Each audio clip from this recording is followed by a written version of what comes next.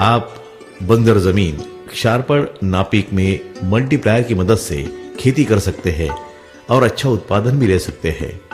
इसके लिए कुछ बातें विस्तार से समझ लेना जरूरी है। जैसे किसी भी खेत की मिट्टी या तो रासायनिक खाद के इस्तेमाल से बंजर बनती है या खारे पानी के कारण बंजर बनती है। अब हम दोनों बातों को विस्तार से समझ लेते हैं।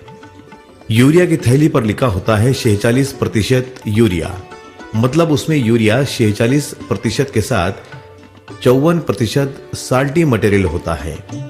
उसी प्रकार जब आप सिंगल सुपर फास्फेट खाद डालते हैं, उसकी थैली पर लिखा होता है 16% सिंगल सुपर फास्फेट, मतलब 100 किलो फास्फेट में 84 किलो साल्टी मटेरियल होता है।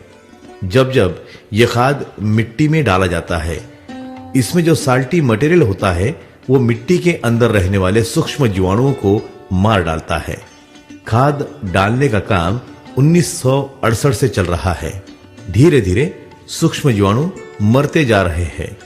जिस मिट्टी के सूक्ष्म जीवाणु ज्यादा संख्या में मर जाते हैं, वह मिट्टी बंजर हो जाती है। उसमें कुछ भी पैदा होना बंद हो जाता है। कुछ खेतों में तो घास तक पैदा नहीं होती।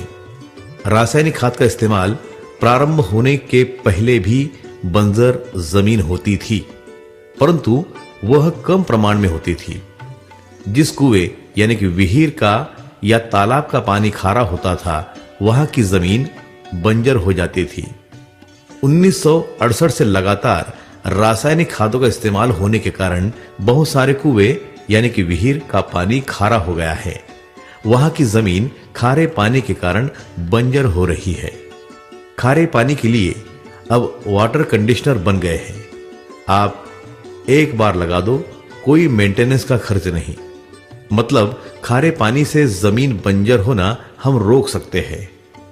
और जो जमीन बंजर हो गई है, उसको हम मल्टीप्लायर की मदद से फिर से उपजाऊ बना सकते हैं। मल्टीप्लायर मिट्टी में जीवाणुओं की संख्या को तुरंत प्रभाव से बढ़ने का काम प्रारंभ करता है। जैसे जैसे जीवाणुओं की संख्या बढ़ जाती है, मिट्टी उपजाऊ बन जाती है। जिस जमीन पर घास भी नहीं उगती, ऐसी मिट्टी को उपजाऊ बनाने की क्षमता मल्टीप्लायर में है।